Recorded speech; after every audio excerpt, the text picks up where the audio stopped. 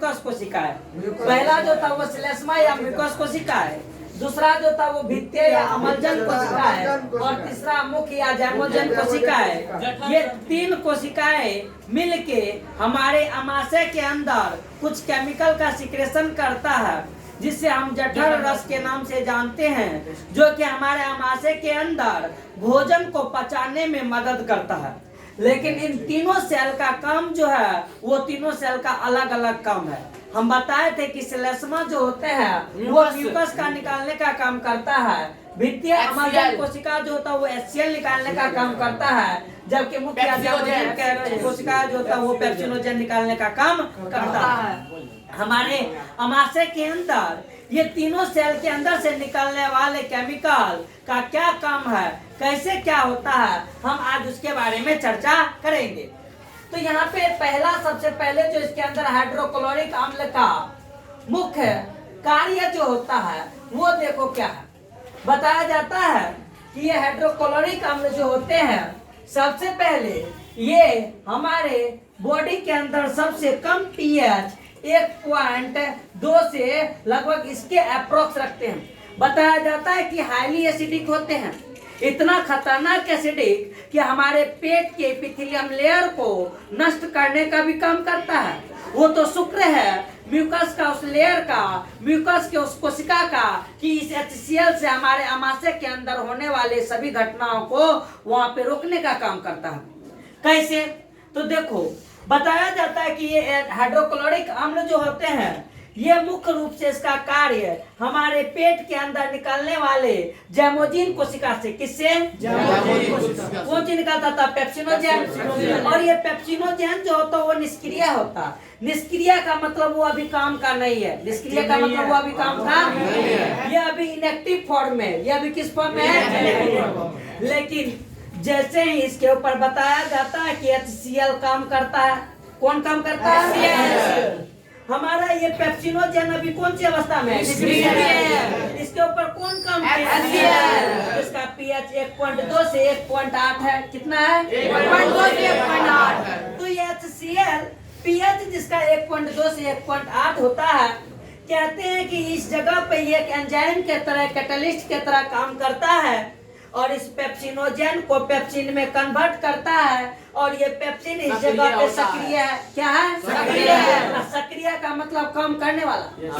ये पहले नहीं दौड़ रहा था, लेकिन जैसे HCl इसके ऊपर पड़ा, इसको बना दिया। इसको क्या कर दिया? और नाम पेप्सिनोजेन से किसमें बदल गया?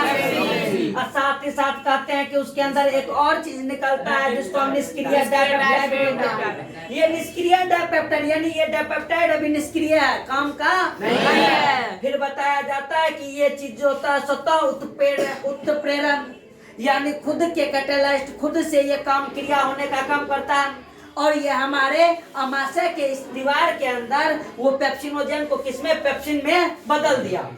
अब बताया जाता है कि वो पेप्सिन जो होते हैं, कौन?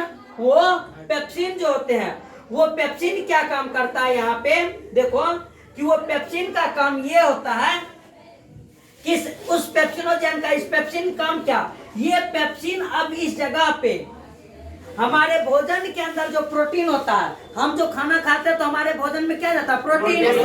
क्या जाता है? प्रोटीन। तो प्रोटीन को ये पेप्सिन एक सक्रिय एंजाइम के तरह इसके ऊपर कार्य करता है, और pH अभी भी HCl वहां पे है तो 1.2 1.8 रहेगा। और बताया जाता है कि इसको किसमें चेंज करता है? यानी प्रोटीन को तोड़ने का काम कौन किया? पेप्सिन किया। और प्रोटीएज वहाँ पे बनता है, तो प्रोटीन जब टूटता है तो वो किसमें? पेप्टोन और प्रोटीएज में। ये क्रिया कहाँ पे हो रहा है? तो हमारे आमाशय में। हमारे कहाँ पे हो रहा है?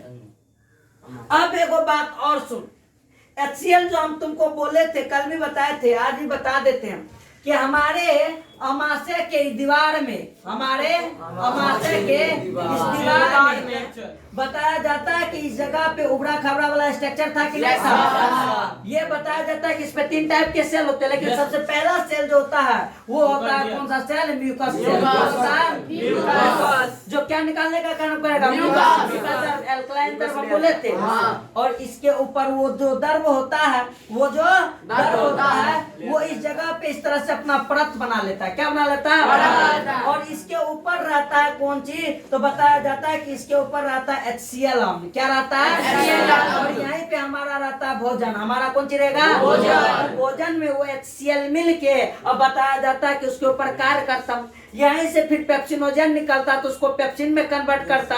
तो हमारे आमाशय के अंदर बताया जाता है कि मुख्य रूप से कार्बोहाइड्रेट का पाचन होता है। हमारे मुख्य के अंदर से हम बोले थे पाचन स्टार्ट होता है जहाँ पे कार्बोहाइड्रेट पचता है, लेकिन हमारे आमाशय के अंदर किसका पाचन होता है? कार्बोहाइड्रेट का। किसका? कार्बोहाइड्रेट। और थोड़ा मोड़ा फैट्स का। किसका होता है? फैट्स का। किसका? फैट्स का। लेकिन प्रोटीन यहाँ पे टूटता है। प्रोटीन यहाँ पे पेप्टोन और डाइपेप्टाइड में टूटा है, उसका पाचन अभी नहीं हुआ। और हम बोले थे कि हमारे इस लास्ट वाले पार्ट्स के पास ये पेलोरिक रीजन है, स्टोमक का कौन रीजन? ये पेलोरिक। इस जगह पे बोले थे कि स्पिंटल लगा रहता। क्या रहता? और अभी तो लोग के रखा था, बोल रहा था कि पहले पेट के अंदर जो काम हो रहा है उसको होने दे। हो रहा था ना उसके पास, तो सारा रासायनिक क्रिया इसके अंदर हो रहा था पहले। तो ये यहाँ पे कौन सी करके रखा था? तो HCl का काम वो होता।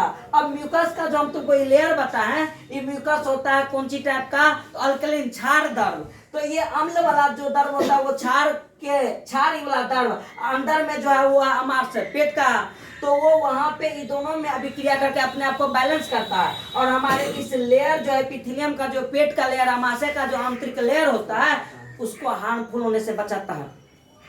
कहते हैं कि कभी कभी जैसे कि यही फास्टिंग के दौरान हम लोग जब खाना सही ढंग से नहीं खा पाते हैं, तो एक बात तो इतना फिक्स है कि इस आमाशय के अंदर हमारा जठर रस जो है, वो जठर रस किसी भी हालत में निकलना तय है। उसका जठर रस का निकलना तय। वो भी बताया जाता है कि 2.5 से 3 लीटर। कितना?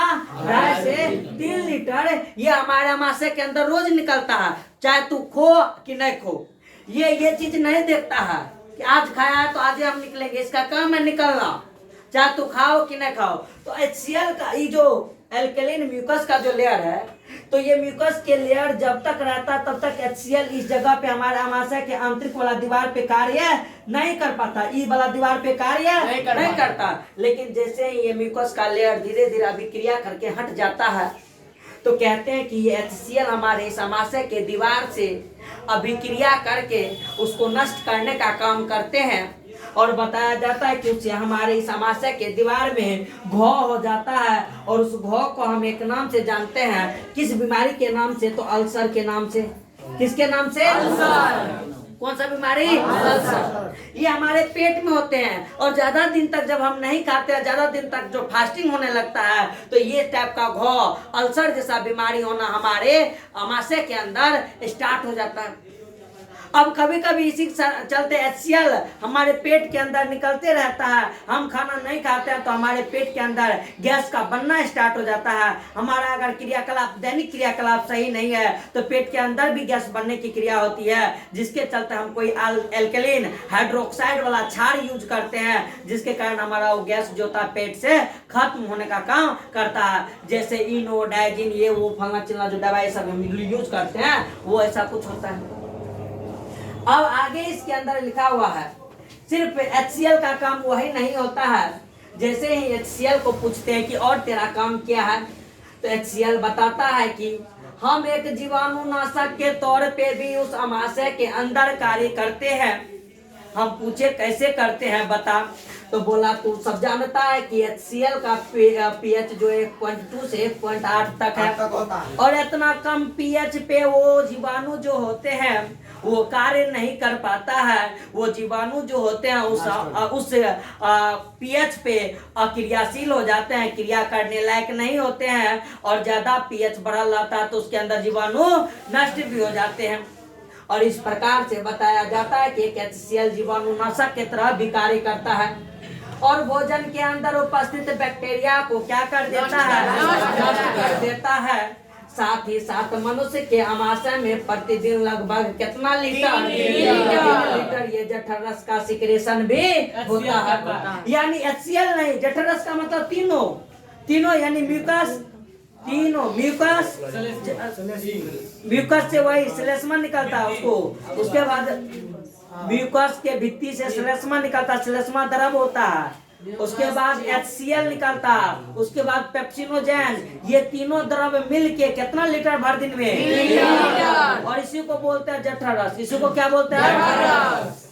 फिर आगे देखो क्या लिखा हुआ है कि वही वाला बात कि अमाशय के जठर ग्रंथि से, कौन चीज से? जठर ग्रंथि से कभी कभी अत्यधिक अम्लीय स्राव होने लगता है, यानी अम्ल की मात्रा ज्यादा स्रावित होने के कारण ये हमारे अमाशय के दीवार पे प्रभाव डालता है और उसे सुरक्षित रखने वाले श्लेष्मा को, जो कि म्यूकस के लेयर से निकलता था, चिपचिपा द्रव होता है जो क्षारीय टाइप के होते हैं, उसके स्राव को भी कमी कर देता है, और जिसके कारण अमाशय के दीवार के आंतरिक यानी अंदर वाले स्तर में कहीं कहीं गोलाकार अंदर की ओर धंसा हुआ घाव निकल जाता है, जिसे हम पेप्टिक अल्सर के नाम से जानते हैं। किसके नाम से?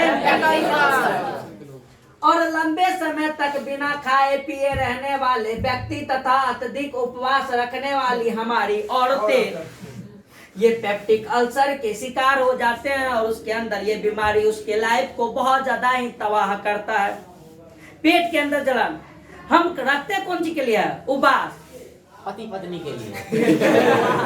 बेटा के लिए तो ना, छिछड़ा बेटा पैदा ले लेगा तो काहे उपवास रखेगा माँ बाप, टेंशन यो बात का है कि उपवास ऐसे रखा जाता है। धार्मिक एक बात होती है कि कोई मंगलवारी, सोमवारी, बुधवारी, सोमवारी ये करते हैं, दिक्कत नहीं है। दिक्कत ये है कि उतना भी नहीं रहना चाहिए, उतना भी नहीं रहना चाहिए। उसका रीजन होता है कि HCl जब निकलेगा तो वो नहीं देखेगा कि आप भगवान का पूजा कर रहे थे कि किसका पूजा कर रहे थे, ठीक ना? तो ये होता। लेकिन सबसे बड़का बात है कि जल्दी ये पेप्टिक अल्सर होवे न करता किसी को, जल्दी ये पेप्टिक अल्सर नहीं होता। गैस बनना आम बात है, लेकिन पेप्टिक अल्सर तक बात पहुंचना ये बहुत में 1-2 कंडीशन के अंदर ये ऐसा होता है, ठीक ना, रेयर पाया जाता है। आगे जब इसके अंदर बात करते हैं तो कहते हैं कि इसके अतिरिक्त हमारे ये जठर ग्रंथि की मुख्य कोशिकाएं, एक और कोशिकाएं उसके अंदर होती है जिसे हम प्रोटीन का नाम या गैस्ट्रिक लाइपेज के नाम से जानते हैं। कहते हैं कि इसके नामक यानी प्रोरेनिन और गैस्ट्रिक लाइपेज ये भी एक एंजाइम है। ये भी क्या है? जो कि हमारे अमाशय के दीवार से स्रावित होता है। किससे स्रावित होता है? और ये भी पाचन में महत्वपूर्ण भूमिका अदा करती है। तो अभी तक ये ससुरा सब था कहाँ? ये ससुरी अभी थी कहाँ? तो बता देते हैं। ये बचपन के दिनों में काम आता है। कब काम आता है? वो बच्चा जो पोषण के लिए दूध पीता है तो दूध को पचाने के लिए एंजाइम काम करता है, वो होता है प्रोरेनिन। कौन काम करता है? और फैट्स के ऊपर फैट्स को तोड़ने का काम करता है, वो करता है गैस्ट्रिक लाइपेज। तो बताया जाता है कि प्रोरेनिन का मुख्य एंजाइम सामान्यतः बचपन के दिन में निकलता है। किस दिन में निकलता है? और बचपन के दिन में वो प्रोरेनिन जो होते हैं उसके ऊपर कौन काम करता है? ये प्रोरेनिन भी यहाँ पे इनएक्टिव होते हैं और सक्रिय होते हैं। क्या होते हैं? यानी कहने का मतलब निष्क्रिय होते हैं। और जब HCl उसको सक्रिय करता है तो ये किसमें बदल जाते हैं? दूध को पचाने वाला जो एंजाइम होता है वो रेनिन होता है, और इसके अंदर भी निष्क्रिय डाइपेप्टाइड होते हैं। कहते हैं कि उस दूध के अंदर कैसिन नामक एक प्रोटीन होती है। दूध के अंदर क्या रहती है? और कैसिन नामक ये प्रोटीन जो मिल्क के अंदर पाया जाता है उसके ऊपर काम करता है कौन एंजाइम? कौन एंजाइम? जो प्रोरेनिन से बना है HCl के क्रिया करने के बाद तो कैसिन के ऊपर ये रेनिन काम करती है और इसे प्राकेसिन में बदल देता है। किसमें? प्राकेसिन में किसको बदलेगा? तो दूध को बदलेगा। किसको बदलेगा? किसको बदलेगा? वहाँ पे कैसिन के अंदर, कैसिन प्रोटीन जो दूध के अंदर आता है उसके ऊपर रेनिन नामक एंजाइम काम करता है और उसको प्राकेसिन में बदल देता है। कहते हैं कि उस प्राकेसिन के अंदर खास करके मुख्य रूप से कैल्शियम लवण होते हैं, और कैल्शियम लवण अब जो यहाँ पे प्राकेसिन होते हैं वो प्राकेसिन बताया जाता है कि पेप्टोन और प्रोटीएज, सॉरी, ये जो कैल्शियम का उसके अंदर जो रहता है लवण का रूप, उसको हम कैल्शियम प्राकेसिट के नाम से जानते हैं, जो कि दही जमाने में मदद करते हैं। यानी दूध हमारे उस पेट के अंदर पहले दही का रूप ले लेता, दही नहीं, दही की तरह हार्ड बन जाता, दही की तरह क्या बन जाता है? जब ये एंजाइम काम करता है तो प्राकेसिन उसको दही की तरह हार्ड बना देता है, थोड़ा सा दलदला टाइप का, यानी थोड़ा ठोस, क्या बोलते हैं, थोड़ा ठोस सोल्यूबल बना देता है, सोल्यूबल। तो कहने का मतलब वो ठोस दही एक तरह से हो जाता है फिर। लेकिन वही हमारे पेप्सिनोजेन से निकलने वाले पेप्सिन उस ठोस दही के ऊपर काम करके उसको पेप्टोन और प्रोटीओज में क्या कर देता है, और फिर उस दूध के अंदर हमें पेप्टोन की जरूरत होती है। जी हाँ, हम इस बात को भी जानते हैं कि बचपन के दिनों में बच्चा को सबसे ज्यादा किसकी जरूरत होती है? तो प्रोटीन की जरूरत होती है। किसकी? जो कि दूध के अंदर पाया जाता है। जो किसके अंदर पाया जाता है? दूध के अंदर प्रोटीन, क्योंकि प्रोटीन उसके शरीर की ग्रोथ के लिए, वृद्धि करने के लिए, सोचन शक्ति बढ़ाने के लिए, हर एक चीज के लिए मुख्य रूप से उसके शरीर को क्या चाहिए? प्रोटीन चाहिए। और वृद्धि का रफ्तार भी उस समय में उसके में बहुत तेज होता है। तो अब उस कंडीशन में बताया जाता है कि वो दूध के अंदर जो रहते हैं प्रोटीन रहते हैं, जिसको ये सक्रिय करके पेप्टोन और प्रोटीओज में कन्वर्ट करता है।